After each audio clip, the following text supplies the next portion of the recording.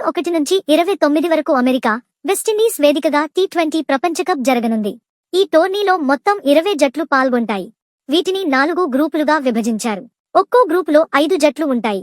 ఈ జట్లన్నీ మే 1లోగా ప్రపంచకప్కు తమ టీమ్స్ ను ప్రకటించాల్సి ఉంది. అయితే టీ20 వరల్డ్ కప్ బ్రాండ్ అంబాసిడర్గా టీమిండియా మాజీ ఆల్రౌండర్ యువరాజ్ సింగ్ ను నియమించింది ఐసీసీ. యువీతో పాటు వెస్టిండీస్ మాజీ opener Chris Gayle, speed king Usain బోల్ట్లు కూడా బ్రాండ్ అంబాసిడర్లుగా వ్యవహరించనున్నారు. తాజాగా ఈ విషయాన్ని సోషల్ మీడియా వేదికగా ప్రకటించింది ఐసీసీ. తాజాగా దీనిపై యువరాజ్ సింగ్ స్పందించాడు. ఒక ఓవర్లో 6 సిక్సర్లు కొట్టడంతో సహా టీ20 ప్రపంచకప్కు సంబంధించి ఎన్నో జ్ఞాపకాలు ఉన్నాయి.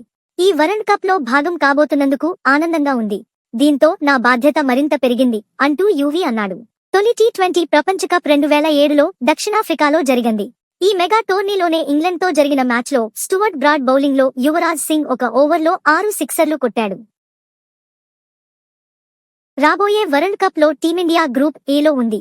మన జట్టుతో పాటు ఇదే గ్రూపులో అమెరికా, కెనడా, పాకిస్తాన్, ఐర్లాండ్ ఉన్నాయి. లీగ్ రౌండ్ లో ఒక్కో జట్టు 4 మ్యాచ్లు ఆడుతుంది. భారత్ తన తొలి మ్యాచ్ ను ఐర్లాండ్ తో ఆడబోతుంది. చిరకాల ప్రత్యర్థి పాకిస్తాన్ తో జూన్ 9న తలపడనుంది.